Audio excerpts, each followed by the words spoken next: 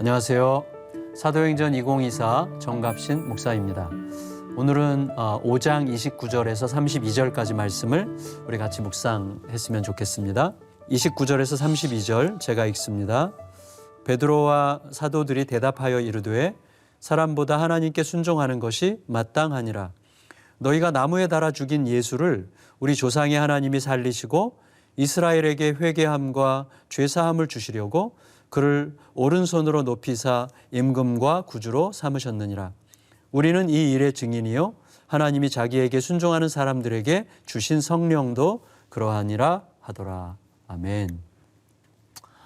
예수님을 신문했던 자리, 대제사장의 권력이 활개치던 자리가 다시 펼쳐집니다.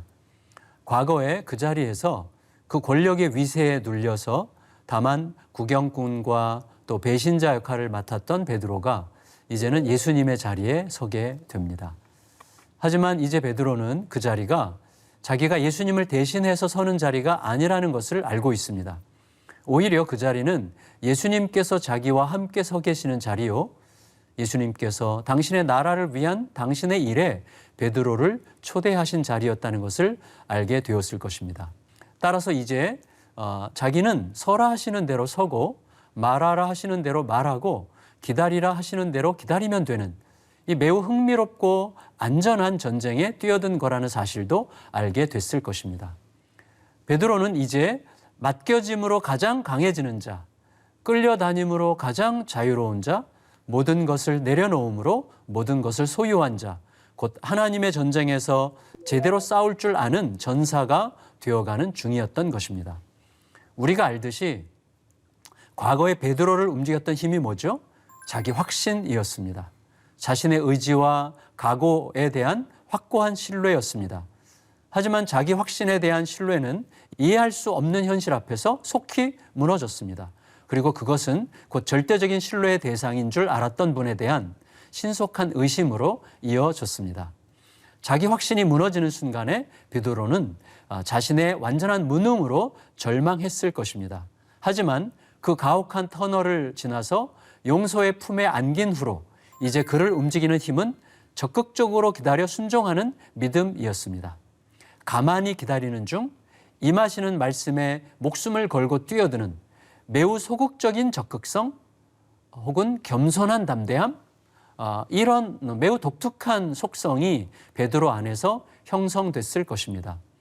뚜렷하게 알려질 때까지는 끝까지 기다려야 합니다.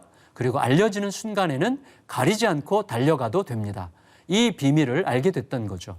동시에 베드로는 그 길이 끝내 손해보고 억울해지는 길이 아니라는 것을 알게 됐을 것입니다. 모든 것을 잃는다고 해도 사실은 아무것도 잃은 게 없을 만큼 이미 충분히 받았다는 것을 알게 된 길이었습니다. 심지어 죽어도 영원한 생명에 즉시 삼켜지는 결코 패할 수 없는 길, 세상이 감당할 수 없는 길이라는 걸 알게 됐던 거죠. 그에 따라서 이제 당국자들은 지극히 수명이 짧은 기득권, 이 기득권이라는 게 얼마나 수명이 짧은지 우리가 잘 압니다. 그러면서도 너무나 미련이 많은데 어쨌거나 매우 수명이 짧은 이 기득권에 호소하면서 매우 권위 있게 신문했지만 사도들은 영원하신 하나님의 권위와 위엄에 호소하여 말할 수 있었습니다. 이 말은 얼마나 위대하고 그리고 담백하고 얼마나 강력합니까? 사람보다 하나님께 순종하는 것이 마땅하니라. 하나님으로부터 임한 감동과 말씀이 진짜이기만 하다면 그것은 그 어떤 것보다 단순하고 강력합니다. 그걸 감당할 힘은 세상에 없습니다. 이 선언으로부터 마음과 행동과 삶과 관계와 세상의 제도와 구조의 변화가 시작되는 것입니다. 세상을 지으시고 세상을 붙드시는 분이 이루시는 가장 근본적인 변화가 시작되는 거죠. 따라서 우리가 진실로 복음을 통해 사회적 변혁을 꿈꾼다면 그 첫 출발은 언제든지 사람이나 현실보다 하나님께 순종하는 것이 마땅하다, 이런 강렬한 확신이어야 합니다. 결국 우리가 오래도록 꿈꿔왔던 그리고 복음의 본질을 중심으로 재편되는 사회적 변혁이라고 하는 것은 복음이 모든 삶의 중심이 되게 하라는 주님의 말씀에 매우 급진적으로 순종하는 여정에서 자연스럽게 형성되는 열매라고 할 수 있겠습니다. 기득권자들은 분명히 예루살렘의 상황을 통제할 만한 사회적이고 정치적인 힘을 독점하고 있었습니다. 하지만 자기들이 고수해왔던 가르침과 다른 새 교훈, 자기들의 것을 정면으로 거스르는 것처럼 느껴지는 신선한 가르침에 대한 극단적인 의심, 기득권이 위협받는 불안, 백성들로부터 비교당할지도 모른다는 두려움이 그들을 끌고 다니는 중이었습니다. 그래서 그들은 사도들이 자신들에게 매우 의도적으로 해를 끼치려고 예수 이름으로 가르치기를 계속한다는 식으로 매우 안쓰러운 신문을 이어가고 있는 중이죠. 하지만 당국자들이 자기 자신에게 관심을 집중하는 동안에 사도들은 하나님께만 관심을 집중합니다. 따라서 처음부터 상대가 되지 않는 전쟁이었던 겁니다. 베드로와 사도들은 이제 자기들을 신문하는 자들에게도 복음의 핵심을 전합니다. 지금 일어나는 이 모든 현상의 주인공인 예수 그리스도를 너희는 죽였고 하나님은 살리셨다. 하나님이 그를 살려 왕과 구주로 삼으신 목적은 너희를 비롯하여 이스라엘에게 회개와 죄사함을 촉발하시려는 거다. 이런 식으로 설교하죠. 하지만 기득권자들의 귀는 닫혔고 자존심을 지키려는 갈망은 뜨거웠습니다.